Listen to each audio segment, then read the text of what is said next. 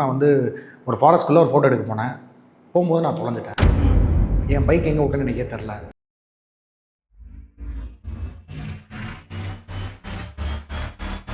Eleven இயர்ஸ்க்கு அப்புறம் உங்களுடைய கம்பேக் இது. கம்பேக்கா இல்லையான்றது மக்கள் சொல்லுவாங்க. மூவியில் உங்களோட கேரக்டர் எதுவும் அவங்க சொல்லக்கூடாது. இப்போ சொல்லக்கூடாதுன்னு சொல்லிட்டாங்களா? ஆமாம், நான் அதனால தான் அவரை பார்த்தேன். குணா கேவ்ஸோட ஒரிஜினல் நேம் வந்து டெவில்ஸ் கிச்சன். ஏன் டெவில்ஸ் கிச்சன்பாங்கன்னா அந்த பர்டிகுலர் பீரியடில் வந்து அந்த ஹாலோவாக இருக்கும் அந்த உள்ள கேவ். அதுலேருந்து உங்களுக்கு போக அப்படியே மேலே வந்து இப்படி ஃப்ளோட் ஆகி விடும்.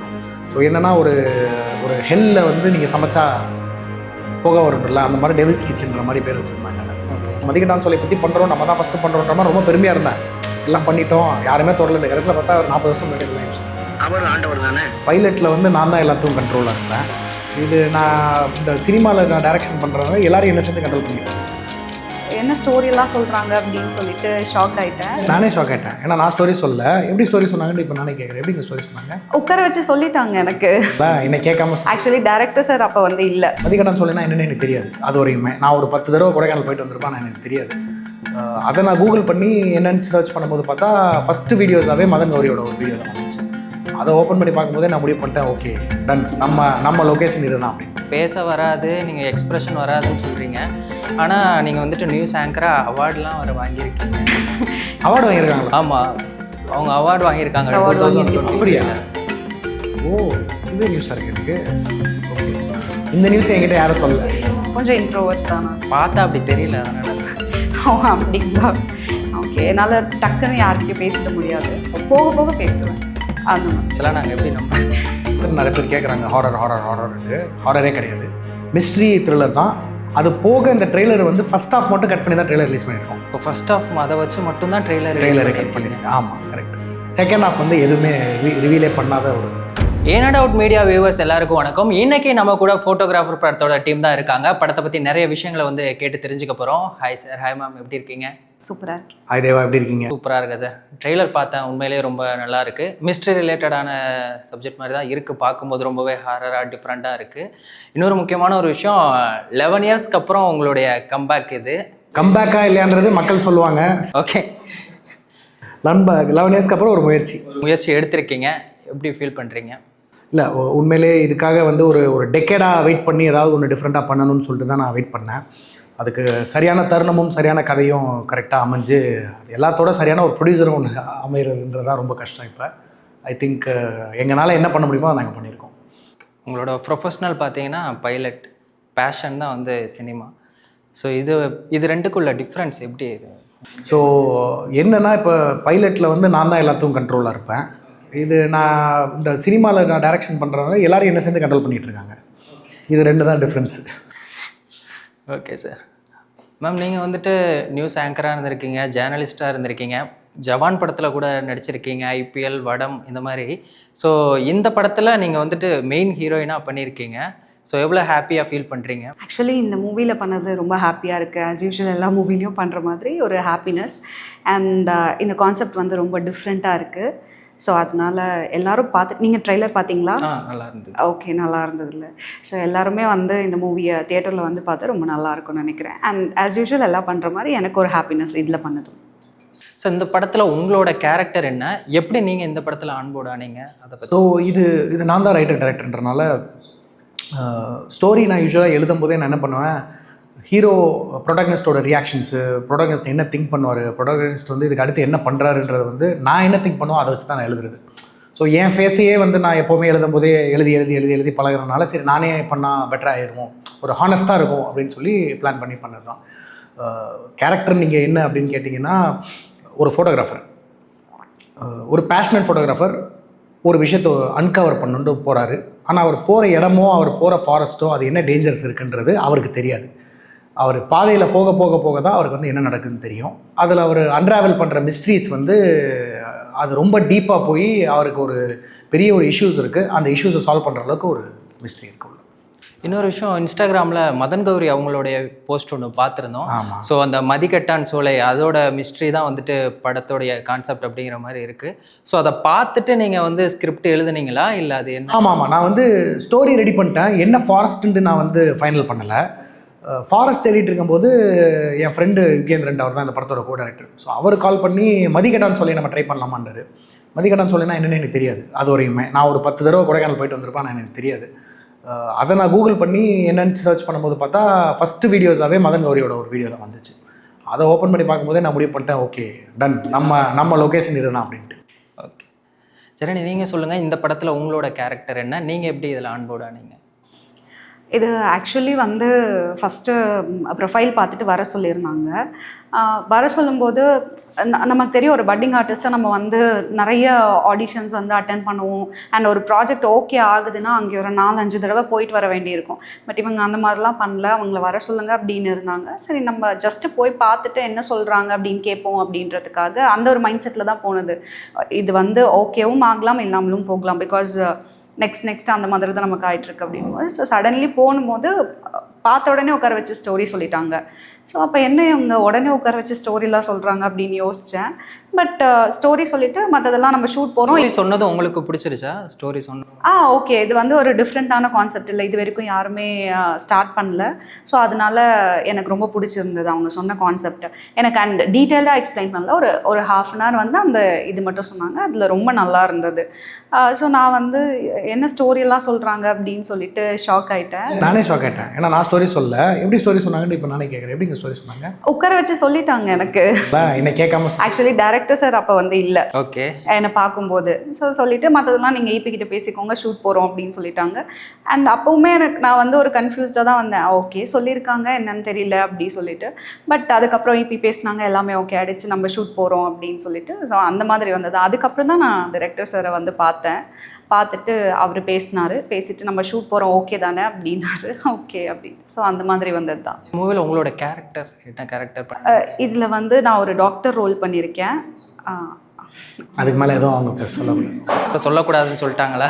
ஆமாம், நான் அதனால தான் அவரை பார்த்தேன். சார் உங்களோட இன்டர்வியூவில் ஒன்று பார்த்துருந்தோம், கமல்ஹாசன் சாரோட அந்த குணா படத்துக்கு இந்த மதிக்கட்டான் சோலை அப்படிங்கிற டைட்டில் தான் வந்து வைக்கிறதா பிளான் இருந்தது அப்படிங்கிற. கரெக்ட். ஸோ அதை பற்றி கொஞ்சம் சொல்லுங்கள். ஸோ சார் வந்து அப்போவே குணா எடுக்கும்போதே குணா கேவ்ஸோட ஒரிஜினல் நேம் வந்து டெவில்ஸ் கிச்சன்பாங்க. ஏன் டெவில்ஸ் கிச்சன்பாங்கன்னா அந்த பர்டிகுலர் பீரியடில் வந்து அந்த ஹாலோவாக இருக்கும் அந்த உள்ள கேவ், அதுலேருந்து உங்களுக்கு புகை அப்படியே மேலே வந்து அப்படி ஃப்ளோட் ஆகி வரும்.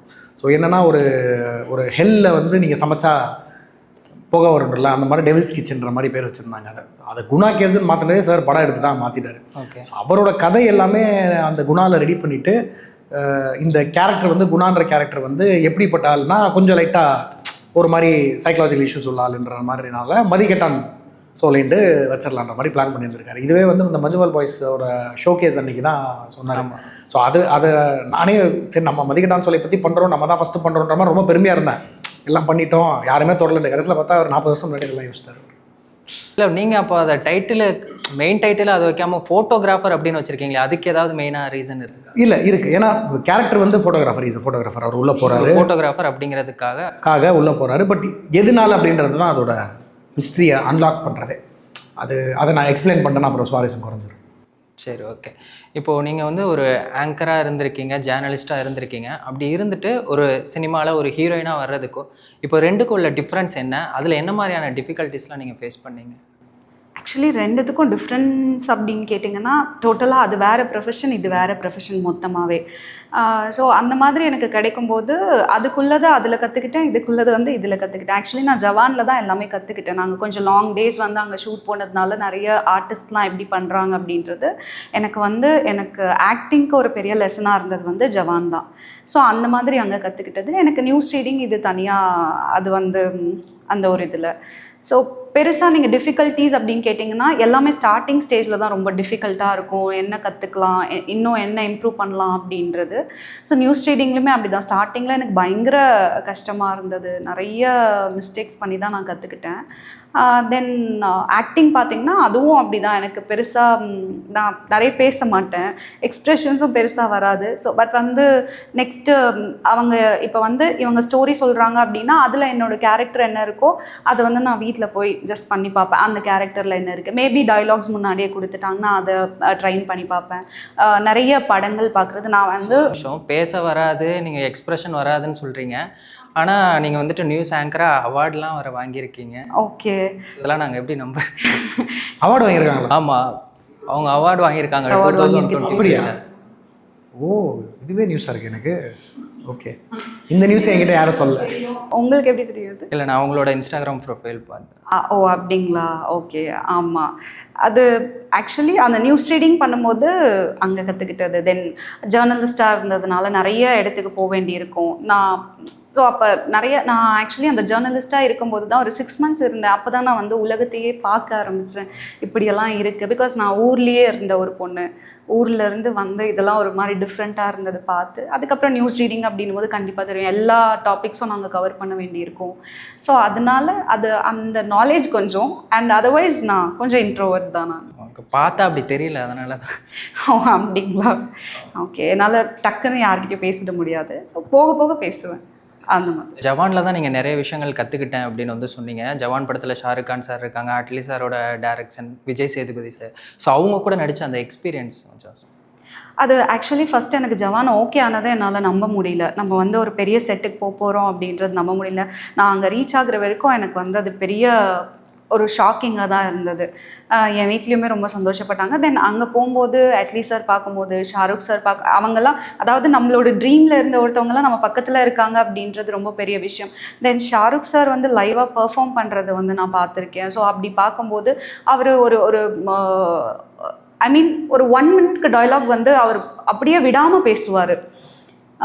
ஸோ ஆமாம், சிங்கிள் டேக் அது வந்து அப்படியே போவார். அதெல்லாம் உட்காந்து த்ரூ அவுட் அந்த செட்டில் ஒரு டெய்லி செட்டுக்கு போகும்போது ஒரு 1000 பேர் 2000 பேர் அந்த மாதிரி இருப்பாங்க. ஸோ அவர் பேசும்போது மட்டும் டோட்டலாக சைலண்ட்டாக இருக்கும். ஸோ அந்த மாதிரி பார்த்துட்டு தென் நயன்தாரா மேமோட ஆக்டிங் அண்ட் விஜய் சேதுபதி சார்லாம் ஒரு மாதிரி அழகாக ஹிந்தி பேசினார் அவர். ஸோ அது விஜய் சேதுபதி சாருக்கு ஹிந்தியெல்லாம் தெரியுமா அப்படின்ற மாதிரி இருந்தது. ஸோ இவ்வளோ பெரிய பெரிய ஆர்டிஸ்ட் எப்படி பெர்ஃபார்ம் பண்ணுறாங்க அப்படின்றது வந்து நான் பக்கத்தில் இருந்து பார்த்தது என்னால் உண்மையாகவே நம்ப முடியல. பட் அதில் தான் நான் நிறைய விஷயங்கள் கற்றுக்கிட்டேன். கண்டிப்பாக நான் அதுக்காக அட்லி சாருக்கு ஒரு பெரிய நன்றி சொல்லணும். பிகாஸ் என்னோட ஃபர்ஸ்ட் ப்ராஜெக்ட் நான் அதை போய் பண்ணது எனக்கு ரொம்ப பெரிய விஷயம். ஃபஸ்ட்டு படத்துலேயே உங்களுக்கு இவ்வளோ பெரிய எக்ஸ்பீரியன்ஸ் கிடச்சிருக்கு, ரொம்ப நல்ல ஒரு விஷயம் தான். Thank you sir. இப்போது இந்த மாதிரி ஒரு கான்செப்ட் பண்ணணும் அப்படிங்கிற ஒரு ஐடியா உங்களுக்கு எப்போ வந்துச்சு? இப்போ இந்த கான்செப்ட் பண்ணும்போது உங்களுக்கு என்ன மாதிரியான டிஃபிகல்ட்டிஸ்லாம் இருந்துச்சு? இப்போ நார்மலாக ஒரு லவ் ஸ்டோரி அப்படிங்கிற மாதிரினா நம்ம எடுத்துடலாம். பட் ஆனால் இது அப்படிங்கிற மிஸ்ட்ரி ரிலேட்டடாக எடுக்கிறோம் அப்படிங்கும்போது அது அவ்வளோ ஈஸியான ஒரு விஷயம் கிடையாது. ஸோ அதை இல்லை, இது கான்செப்ட் எப்படி வந்துச்சுன்னா, ஒரு ஷார்ட் ஃபில்ம் ஐடியா தான் ஃபஸ்ட்டு. ஒரு ஃப்ரெண்டு ஒருத்தர் இருக்கார். அவர் என்ன சொன்னார்னா, நான் வந்து ஒரு ஃபாரஸ்ட்குள்ளே ஒரு ஃபோட்டோ எடுக்க போனேன். போகும்போது நான் தொலைஞ்சிட்டேன். என் பைக் எங்கே விட்டேன்னு எனக்கே தெரில. சுற்றுன்னு காலிலேருந்து நான் சுற்றி ஈவினிங் ஆகிடுச்சு. அப்புறம் நைட்டு இருந்துட்டு அடுத்த நாள் காலையில் ஏர்லி மார்னிங் ஆனோடனே தான் நான் தேடி வந்தேன் அப்படின்னு ஒரு சின்னதாக ஒன்று சொல்லி ஒரு ஷார்ட் ஃபில்ம் மாதிரி இதை பண்ணலாம் அப்படின்ற மாதிரி ஒரு ஐடியா சொன்னார். இது ரொம்ப யூஸ்வலாக இருக்கே, இது இந்த மாதிரி நிறையா வந்துடுச்சு. இந்த மாதிரி வராத சப்ஜெக்டே இல்லைன்னு சொல்லிட்டு அங்கேருந்து பில்ட் பண்ணலாம். சரி, எதுக்கு ஒருத்தர் ஃபோட்டோ எடுக்க போகிறாரு, என்ன ஃபோட்டோ எடுக்க போகிறாரு, அவர் யார், அவருக்கு என்ன பேக்ரவுண்டு, அவருக்கு என்ன கோல் இருக்குது, இந்த ப்ராப்ளம் இவர் ஃபோட்டோ எடுக்க போகிறனால அவருக்கு என்ன சால்வ் ஆகுது, இதுதான் ஒரு கான்செப்டாக வச்சு பண்ணது. இப்போ இதில் வந்து இந்த மதிகட்டான் சோலைன்னு உள்ளே வந்ததுக்கப்புறம் தான் சுவாரஸ்யம் இன்னும் ஜாஸ்தியாகி பயங்கரமாக எழுதுகிற எனக்கே ரொம்ப ஒரு இது வந்துருச்சு. இப்போ கேட்குறவங்களுக்கும் பயங்கர இதுவாக இருக்குது. ப்ளஸ் இது ஒரு ரியல் பிளேஸில், இது நம்ம ஒரு ஆர்டிஃபிஷியலாக நம்ம கிரியேட் பண்ணியோ இல்லை ஒரு ஃபேண்டஸியோ கிடையாது. உண்மையிலே மதிகட்டான் சோலை இருக்குது. மதிகட்டான் சோலையில் நடந்த எல்லா விஷயங்கள், அங்கே கேள்விப்பட்ட எல்லா விஷயங்கள் வச்சு தான் நம்ம படமே பண்ணியிருக்கோம். அதனால் அது ரைட்டிங் ப்ராசஸாகவே அது தன்னாலே கதை எழுத ஆரம்பிச்சிருச்சு. டிஃபிகல்ட்டிஸ் வந்து ரியல் லொக்கேஷன்ஸில் நாங்கள் போய் ஷூட் பண்ணோம். இது வந்து செட்டோ இல்லை ஏதோ ஸ்டூடியோலையோ டக்குன்னு எடுத்துகிட்டு வர இடத்துல எந்த சீனுமே செட்டு கிடையாது, ஃபுல்லாக கிடையாது. எல்லாமே ஆக்சுவல் ஃபாரஸ்ட் தான். நீங்கள் வந்து மதிகட்டான் சோலை வந்து எவ்வளோ டீப்பாக டெப்த்தாக இருக்குமோ அதுக்கு ஈக்குவலான ஃபாரஸ்ட்டில் தான் நாங்கள் போய் ஷூட் பண்ணோம். பர்மிஷன்லாம் இங்கே இருக்கும், அங்கே அவைலபிளாக இருக்குது. ஸோ சேலஞ்சஸ் வந்து பயங்கரம். நாங்கள் வந்து விடிய காலைல 4 மணிக்கு தூங்கி எழுந்திரிச்சிட்டு காரில் போய் ஒரு 1 hour போய் ஒரு லொக்கேஷன் ரீச் பண்ணிட்டு அங்கேருந்து ஜீப் எடுத்துகிட்டு இன்னொரு 1 hour போயிட்டு அங்கேருந்து ட்ரெக்கிங் போவோம். ஸோ ஆல்மோஸ்ட் ஒரு 3 hours ட்ராவல் பண்ணிட்டு போயிட்டு 3 hours ட்ராவல் பண்ணிட்டு வந்து நடுவில் ஷூட் பண்ணிகிட்டு இருந்தோம். ஸோ பயங்கரமான டிஃபிகல்ட்டிஸ். திடீர்னு மழை வந்துடும். திடீர்னு அங்கே போனால் உங்களுக்கு நீங்கள் ஒன்று திங்க் பண்ணிட்டு ஒன்று போய் கேமரா எடுத்து வச்சுருப்பீங்க, அது திடீர்னு வேறு மாதிரி தெரியும், அதை நம்ம மாற்றணும். அந்த மாதிரி எவ்ரிடே வந்து சேலஞ்சஸ் தான். சூப்பர். இந்த படத்தில் காமெடி இருக்கா? ஏன்னா கருணாகரன் சார் இருக்காங்க. இல்லை காமெடி இல்லை. அது அவர் வந்து ஒரு ப்ராப்பரான ஒரு சப்போர்ட்டிங் கேரக்டர் பண்ணியிருக்காரு. காமெடிக்காக அவர் கிடையாது. த்ரூ அவுட் த ஃபில்ம் அவர் வருவார். காமெடின்னு சொல்லி எலமெண்ட்டாக நம்ம எதுவுமே ஆட் பண்ணல. ஆமாம், பண்ணல. அவர் என்ன கேரக்டர் பண்ணியிருக்காரு? அவர் வந்து ஹீரோட ஃப்ரெண்டாக பண்ணியிருக்காரு. கதையே அவரோட ஸ்பாட்டில் தான் ஆரம்பிக்கும். த்ரூ அவுட் த ஃபில்ம் அவர் சப்போர்ட்டாக இருப்பார். படம் ஃபுல்லாக அவர் வருவார். நீங்கள் கருணாகரன் சாரோட ஷூட்டிங் ஸ்பாட்டில் மீட் பண்ணீங்களா? இல்ல அவரோட நடித்த எக்ஸ்பீரியன்ஸ் அவரும் உங்களுக்கு எதுவும் ரோல் இல்லையா? இல்லை, ஆக்சுவலி நான் பண்ணேன் அவரோட எக்ஸ்பீரியன்ஸ் அப்படின்னு கேட்டிங்கன்னா, அவர் ஒரு சீனியர் ஆர்டிஸ்ட்.